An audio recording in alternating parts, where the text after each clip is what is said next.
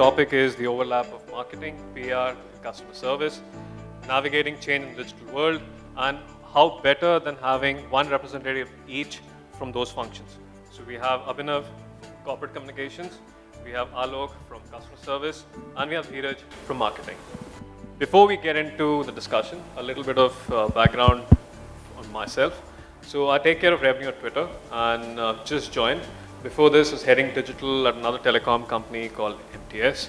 And one of my major tasks during my tenure there was working with the customer service team to ensure that we handle all the conversations that happen online in an effective manner. And one of the major projects which we did was work along with them to implement the customer service suite from Akosha. Right, so let's get started.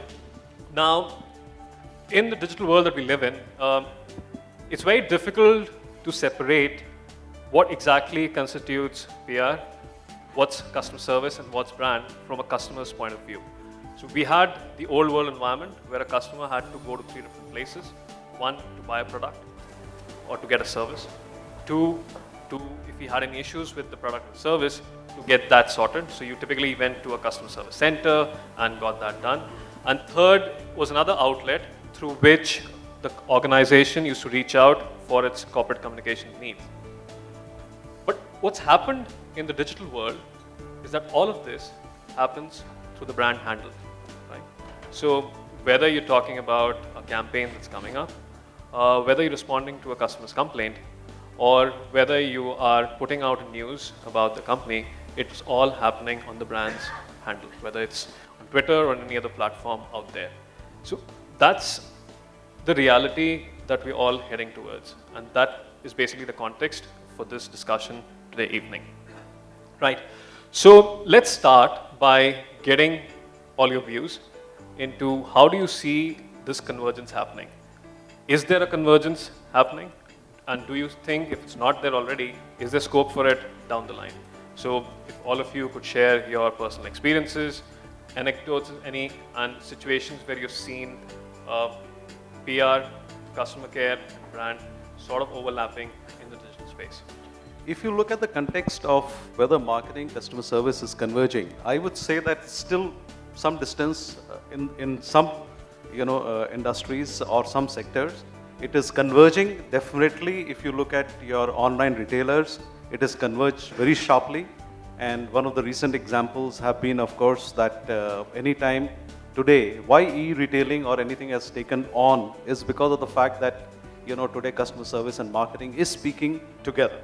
So in some industries you find that you take marketing is taken as an investment into the brand for creating a customer pull.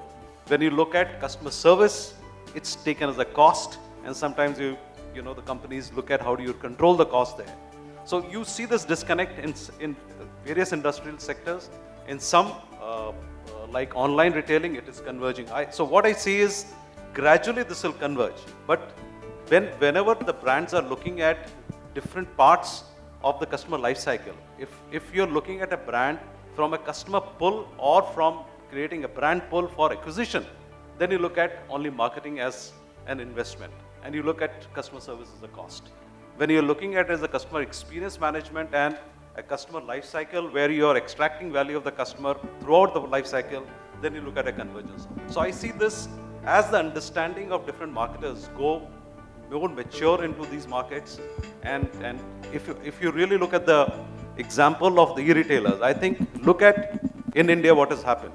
When e-retailing came out, even cash on delivery or returning the product, even if the product margin was very small, I think e-retailers went ahead and took the cost. They took the cost of returning the product. They took the cost of, doing cash on delivery, having a high insurance, this thing. I think they understood that if a customer has a good experience, they will buy. And it suddenly has boomed, which is really a great example of why these two need to converge and need to converge very fast. Great, thanks Alok. So moving on to Abhinav. So PR is an investment or a cost? And how do you see it fitting in? See, PR is seen as something which will, without any investment, will give returns. Because it's seen as coming free of cost for the corporate. So it's seen as investment where you don't have to put in money except for the time which the management has to put, and should yield great results. As far as the convergence is concerned, from my personal experience, I would say that convergence has started happening. And the reason for that is, one of the basic reasons is, I would say that companies are not left with an option of not converging. Because customer no more sees things in separate silos anymore. As Anupam was saying, that customer today is not looking, if they have a problem, they will come and they see the company as one entity. They don't see departments. And especially digital has helped that convergence to happen faster. Because when a customer comes on a platform, he gives a view related to his experience, which is customer service, and ultimately customer service is responsible for that. But a bad experience also has an impact on the reputation of the company. So can marketing keep sitting and keep looking at it from the point of view that let customer service handle it? No, it's not possible anymore. And PR has to play a role because there are larger issues which create a perceptions about the company and the corporate and the industry in which the company is operating. Just to give you an example from life insurance, there has been a lot of talks about mis-selling. So the impact of that is customer is dissatisfied. We many a time realize that it is not about mis-selling, it is mis-buying the customer is doing. They are not aware of what they are buying. And later on, when they realize that it is not meeting their expectations, then they come back and start complaining, which is seen as a mis-selling. The way customer service will react to it and the PR will react to it and the marketing will react to it can be three different things. But ultimate objective is to change the perception of the customer to have a favorable perception about the company. And PR will talk about at a larger level that how you should be buying the product, educating the customer about the buying process itself, so next time when they are buying a product, they don't have to face this kind of a problem. Marketing will talk about specific things related to, like in our case, what we have started doing is we have started having welcome calling. There are scripts which are there, which welcome calling scripts are created by marketing team along with the customer service team. And customer service team then executes that welcome calling process. So all three gets involved in one problem, and there's no option we have anymore on this. Thanks. Moving on to Dheeraj. So how do you see this revolution unfolding before your eyes? All right, PR is certainly an investment. We're happy to make that investment on Akosha and very soon on Twitter. That should make you happy. The point really is, are we grappling with the situation where we're willing to accept the fluidic nature of PR, marketing, and ORM? Are we really open to the idea of giving consumers a horizontal view than being structured in silos? Most companies, most organizations that we deal with on a day-to-day basis, you would agree, are still structured in a very verticalized manner. Very little coordination is seen between these verticals. So whether it's an imperative, it certainly is. We're looking at a system which is far more communicative internally, as much as it is communicating to the consumers. Now, I represent a category which is far more seasonal in nature. We are high on business for 4 to 5 months a year, and then you don't see much of us. Typically, a consumer would want to interact with a brand around the year. That's sort of remunerative for him, and it's also a reinforcement that you're around for me all the time. What do we sell? We're basically selling productivity. If your air conditioner seems to conk off in the middle of the night, you have a sleepless night. Let's imagine a situation where I get a call from a consumer at 1 in the night and he says, I need services right now. Can I offer this to him? Maybe a tall order. Why would this be a tall order? It should be as simple as a call center redirecting the nearest franchisee to visit this particular house and get it resolved. This call would then have to go to a salesperson for an authorization. He would then authorize a spare part change, and then a franchisee would be in a position to actually attend to the complaint. And in more cases than one, you wouldn't have a franchisee visiting you in the middle of the night. Now, what we are doing essentially is trying to evoke a system which is certainly communicating 24/7, but is sensitive enough to understand that a consumer needs to have a night full of good sleep. And that's what's going to get him recommending the brand the next morning. This is not really about delight. This is something he's paid for. It's not really about purchase. He's trying to get his productivity in place. That's what he's paying those dollars for. So I think clearly there is a line that cuts across each of these divisions, and we've seen it more than once that any consumer recommendation gets us the moolahs. Great. So that's awesome to hear the fact that all of you have a different perspective, but you're all aligned that these three functions need to operate together, because ultimately from the point of view of the company, they are all contributing to the one unique goal, which is to add more revenues and add more consumers, right? However, and this is coming from my personal experience, so one bone of contention, or sort of one thing just keeping these three functions from operating seamlessly, is there's different KPIs for each function. Right? So marketing has their own KPIs, which could be increasing the brand scores, getting more revenue, impacting more sales, etc. Customer service could be having reduced number of customer service queries, faster issue resolution, etc. PR could be in terms of impact. So, in your opinion, for these three functions to converge at some point in the future, how do you see the KPIs coming together? Because ultimately, if they need to work in the same direction, they need to have more or less the same KPIs, because otherwise they'll always be focused on their unique individual requirements. Starting with Dheeraj, maybe this time splitting the round. I think the heart of the matter really is advocacy, which is an area that we've invested very recently and significantly so. Across the organization, if there is that one binding force that exists, it is about advocacy. How many consumers really recommend the brand in equal measure? How many of them would actually go ahead and consider the brand towards a purchase, whether it's in tenders or a second purchase? It's important for me to understand what are the scores really on the consideration set. So certainly, there is a possibility, there is an avenue to look at advocacy and loyalty and a long-term binding with consumers, which can then straddle across balanced scorecards across the organization. And we've done this quite successfully, and certainly there is a possibility of looking at this. Great. And Abhinav, what's your view on this? See, I think what has started happening is there used to be a question around who owns the customer.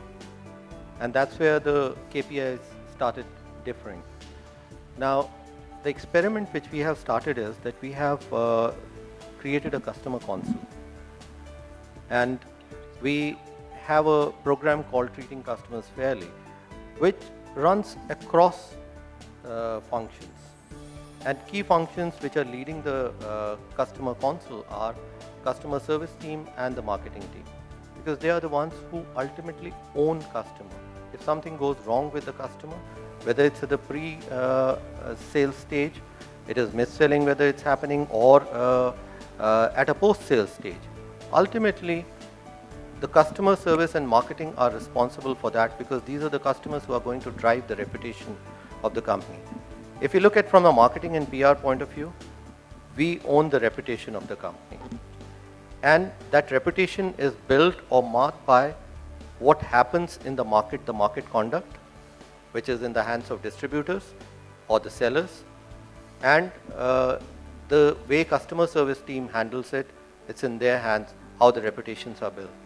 And the way they handle it leads to ultimately the advocacy which Dheeraj was talking about. Because if they have a good experience, then only they will promote the brand, then only they will be loyal to the brand. So that's where the customer console has started playing an important role. So, do you see a common KPI which cuts across? Because ultimately we're all saying that it's the customer experience, it's the customer satisfaction that's foremost. So, can there be a common KPI which is common across? Because ultimately it's the same customer we are all gunning for. In fact, I think the common KPI is NPS scores, and I think kind of advocacy or whatever we call it. I think if you look at the entire organization, not only marketing, sales, but even technical functions, all functions work together towards delivering an experience of the product, of the post-sales experience, pre-sales experience, everything. So NPS is a common KPI that I think cuts across, and it's something that's probably lesser understood and lesser practiced. But NPS is one KPI that some companies have started, in the past they used to practice what is called the customer satisfaction score. That used to be a common KPI. But I think NPS scores probably is a little more stronger and a more recently evolved methodology of making sure there is a common KPI. So while there is a KPI of financial KPIs, obviously, all organizations and balance sheets and boardroom discussions will be on financials. So financial, if you look at it, it will be the referral. What is your referral? What is the percentage of sales that are coming from referral versus your direct sales, and NPS scores. I think these are two KPIs which, in my view, would be a fairly unifying KPI that should be there.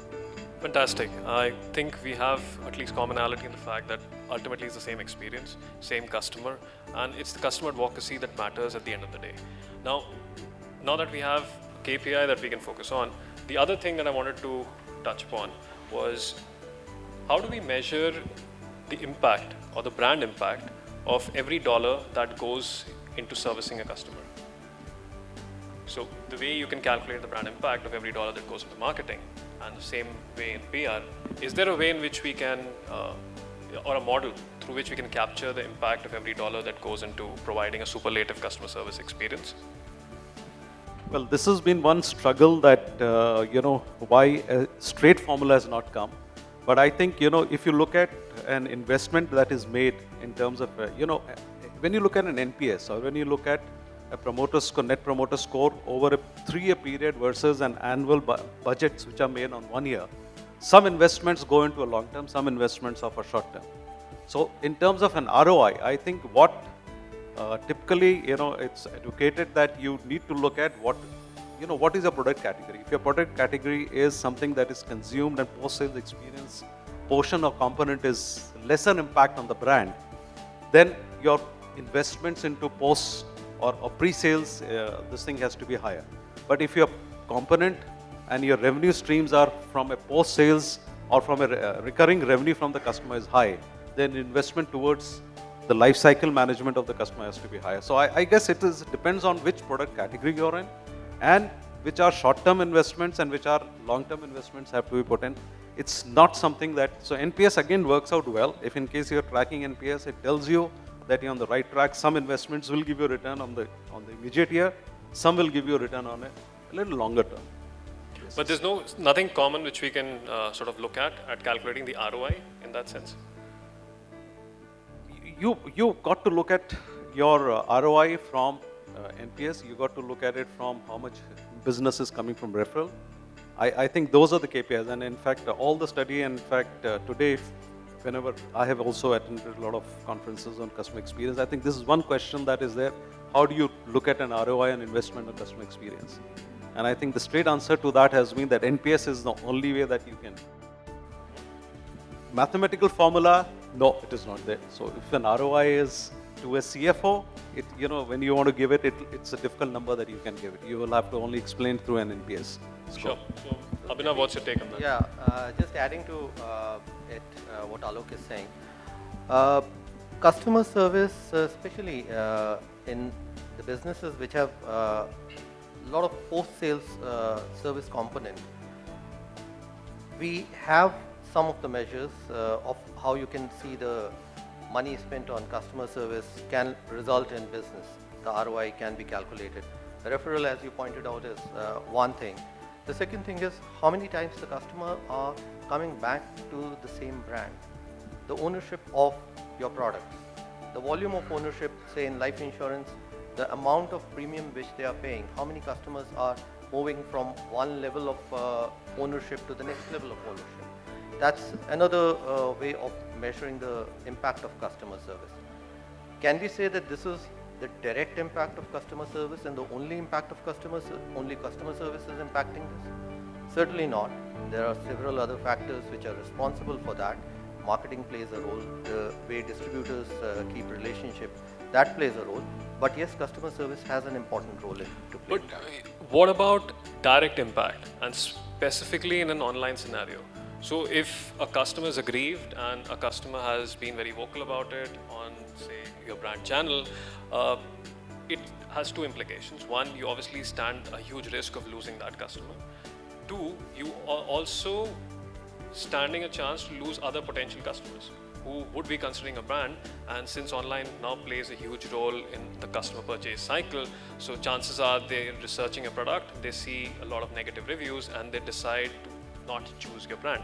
So isn't converting those guys from potential non-customers into customers, isn't that a direct ROI, customer service?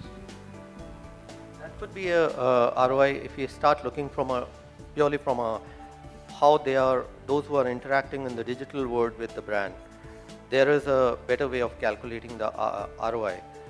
But there also there are issues related to it. You can convert that customers into a positive frame of mind, but generally customer don't come back on the digital platforms and say, yes, I had a great experience with the brand. That's something which they keep it in the offline mode, and they will, or rather they will not comment at all. If they are happy with the experience, they are happy. This was expected from the brand. So Dheeraj, Yeah, I how have do we convert customers into advocates? Yeah, I have a slightly contra view to Abhinav. I think it's important to shift the discussion from a slightly more upstream product-centric approach to a more down-centric consumer interaction perspective. We've had experiences where consumers have owned the digital space for us. And how that helps us is increasingly that they're actually moderating my discussions. I have consumers asking me for queries on where is the recent all-weather AC available at the marketplace? I live in so-and-so location. Before I could have my social media moderator coming in, I have another consumer who jumps in and helps him. Hey, this is the place where you could actually buy the latest product. Now, who's this person who's actually chipped in? Am I paying him? How is it that I'm incentivizing him? The fact of the matter is he owns the brand experience. He's somebody who owns a product. He's had significantly good experience with the brand, and he's willing to chip in.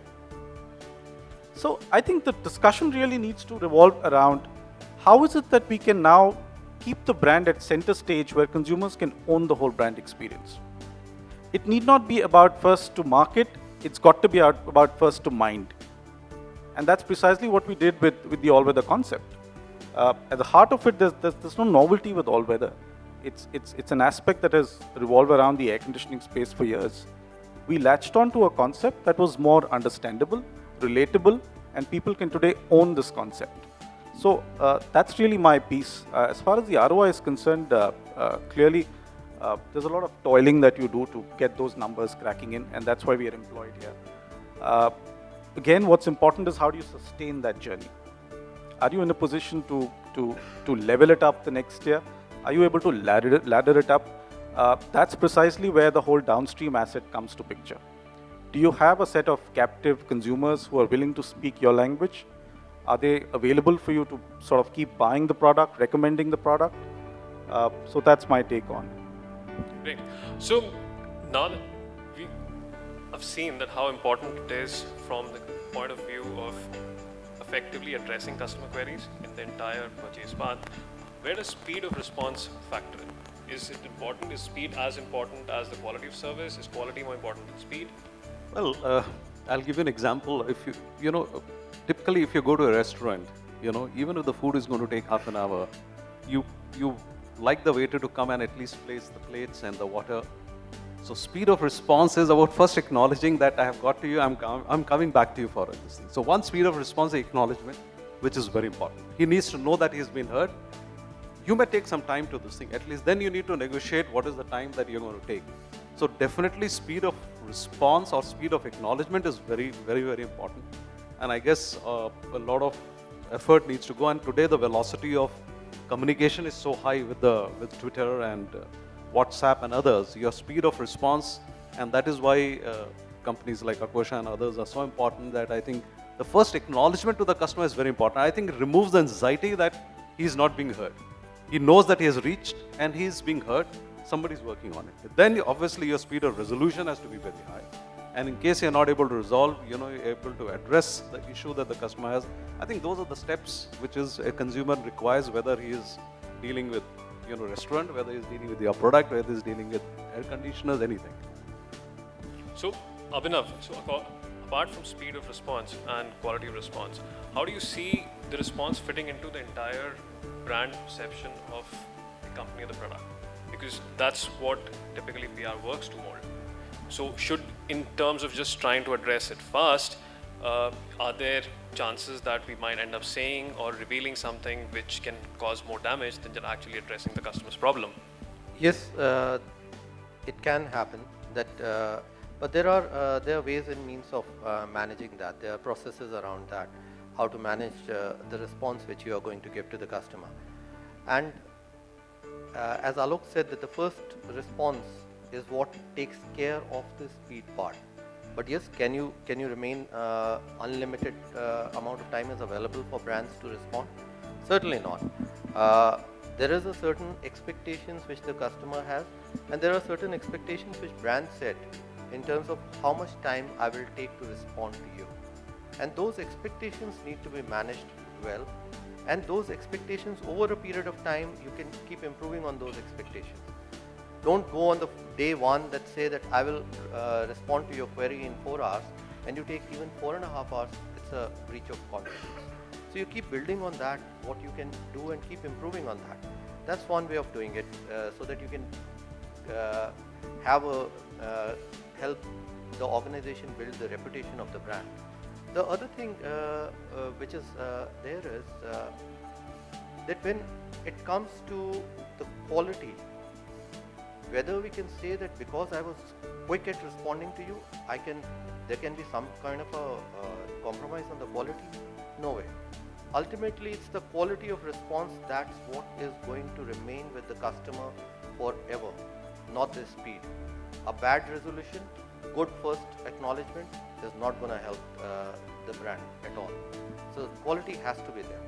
So on that note, Dheeraj, do you agree or disagree that customers' expectation of service is a rub-off of the brand perception that the customers have? That they have different service expectations from different brands? Yes, certainly, I think the whole rhetoric about paid, owned, and earned media and the framework that we are all used to certainly has seen a shift. I think this is about hijacked media, as I call it. Consumers want to hijack your brand, and they want to see how you handle the situation. Speed is certainly important. It's very important because that's your moment of truth with the brand. But what's increasingly important is the fact that you want to get it first time right. You want the experience to be in a manner that's flawless. I'm willing to wait for a couple of hours, but make sure when you interact with me, you're speaking your mind and you know what you're talking. Don't make me come back to your door, knock again, and keep waiting until you come back to me with a resolution. So I think it's important that you maneuver a situation where the hijacking piece is handled well, because I'm going to be spending. That's certainly a part of all our KRAs. But how well can I handle a situation which is going out of hand? We all want to grow. We are going to sell more. Can we fathom a situation where consumers would actually piece their game onto it? Can they handle the brand experience for you? So that's, I think, perspective on that. Great. You mentioned two things. One was hijacking. The other was a specific incident where a customer actually helped out another customer. Now, in the social space, we've seen that one of the things we try and do as a brand is turn our customers into brand advocates. Right? Do you see a similar scenario happening in the customer service space or the PR space, wherein you are using your customers as customer service agents or helping other customers? In fact, very interesting example for us is in the Northeast, where we have customers, who, like in Mizoram and other places, the dialect is English, Nagaland and other places. And there, so we have created a Facebook account on which customers come and they talk about some problem. And the other customers who come and, kind of provide solutions to them. So it's become a platform where, as you were saying, I think customer advocacy or customers are willing to help each other, because that's the easiest. So we have just provided a platform, and you're enabling people to come across on that platform and help each other. Fantastic. So it started to happen very, very well. Abhinav, you have any instance of that? The actual user is still not become the PR influencers. They are influencers who still help the brand, or who I would say still help the industry, more of industry than the brands. Influencers are still slightly hesitant on committing themselves, praising a brand or doing a kind of a message which will work as a PR for the brand. But it helps when it comes to the industry, and especially I've experienced it in the life insurance industry, which in the last many years earned some bad name for itself. So that's where influencers play a very, very important role. A one message by, say, a foodie, he has a great experience of buying a life insurance product online, and he says, a food critic on a Twitter, and he says, I had a great experience of buying an online term plan. That helps the industry. That helps every brand which is involved, which is there in that industry. Super. That's a great prayer. So, Dheeraj, please, we'd love to hear from you. So on- we've had this day in and out. We've had series of customers badgering the brand, butchering the brand. Akosha is party to this. They see this for us all day in and out. But I think again, it's very important that we moderate this in a manner that is non-intrusive. Let consumers own that whole experience. If you're making a promise, make sure you deliver on that promise, and that's at the core of the thought. Great. So it's been lovely hearing the views of the eminent marketers that we have on stage. Now we'd like to turn the table across, and in keeping with the entire theme of the event today, love to hear from you in terms of any questions that you have for the panel. You can also send your questions out on Twitter with the hashtag QuestCEM2014, and we can take it from there as well. So opening it up to the audience, or the participants rather. How do you track your revenues? Do you really expect revenues in terms of money to come from social media and digital platforms, or revenue in terms of creating evangelists out of your customers and increase of positive sentiment? Is that more important, or is earning in revenue more important from social media? The way we see it, what is social? Social is a virtual word in which the way we interact in the physical world, similarly, this is a virtual social world. And in that virtual social world, the way you go into the market, in a physical market, there are messages which are there for you in the terms of billboards, or in terms of any kind of leaflets which are given to you by the promoters.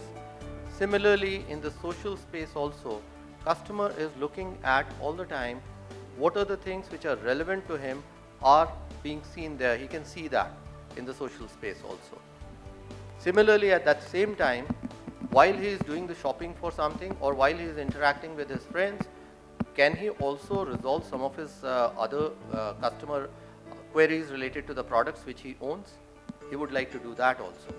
So at this point of time, I think the aim of the brands is not to start earning revenues, but to start engaging with customers, so that customers start feeling more confident of how the brand is going to respond to each and every requirement I have. Yeah, I think I certainly have my eyes on your wallet. That's what we're here for. But I wouldn't want to preach this in as many words. For me, what's important is the fact that I need to sell experiences. If I want to bond you for life, I'm not selling a product, and I'm not coming to you asking you what product you need. I want you to have an experience with me, and I want you to talk about this experience. And I'm rest assured you're not going anywhere, and I have a sizable piece of your wallet. You're not going to negotiate for that experience. So that's my take.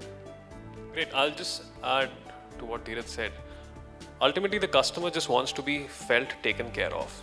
Right? He's bought into your product, he's bought into your service for the experience of it. It's not about a ticket or a air conditioner or a connection. It's about what he does once he's made that transaction and what kind of service it gets afterward. If he likes it, he's not only going to use it repeatedly, but also recommend it to others. So your revenue part is taken care of automatically. Right? As long as the focus is on the customer and his experience, I think the money will flow in. Going back to the KRAs of entire customer experience management. So NPS is something which has been recommended, and I think it's the most prevalent measure. Let's say if NPS is adverse, how do you figure where the problem is?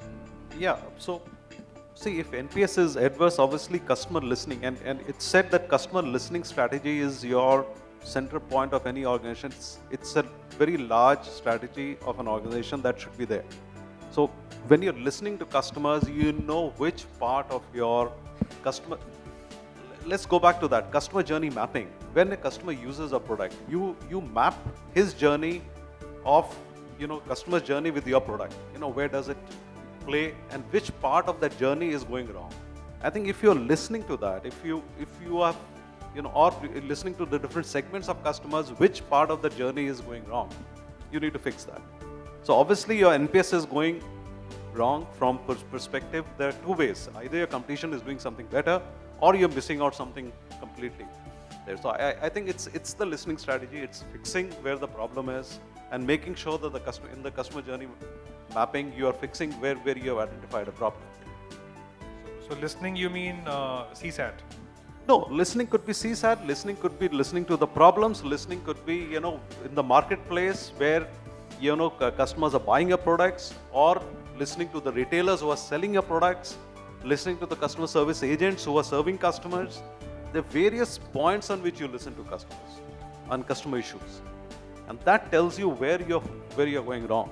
Listen to what your competition is doing versus where you are. So CSAT is one of the methods, but it's definitely not. Your senior management interaction with the marketplace itself gives you a lot of listening. So it has been said very clearly that listening strategy is not a soft skill. It is a strategy, an organizational strategy that has to be in place completely. Abhinav, your views on that?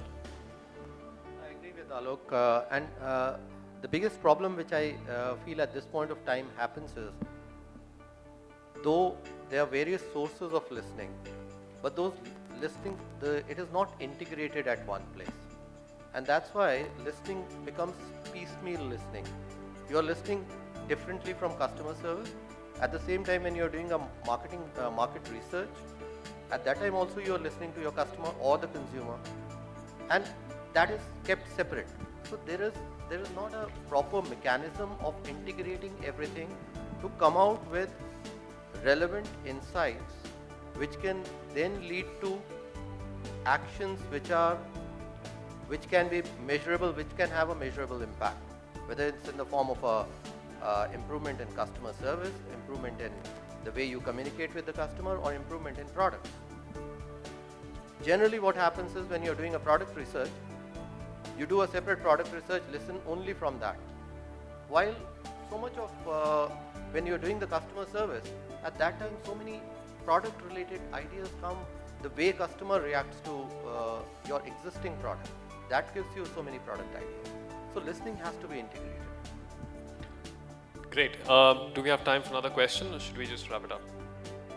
We have one last question. Yeah, am I audible? Okay. Actually, it's not a question. It's an answer to the question that Sir had asked. I would say NPS is like your blood pressure. Every time you have a problem in the body, it can because of any reason. Every time the doctor will check, it will check your blood pressure first. Now, ideally you can ask a doctor, why do you check a blood pressure? You will not know the problem by checking the blood pressure. But the blood pressure will tell you something is going wrong. It will give you the reason to act now and figure out something is wrong. So if you ask a doctor that maybe because you should stop checking BP because you can't figure out what is the problem which is leading to this blood pressure, our doctor will not stop doing that. So I think as an organization, we should also continue to check NPS.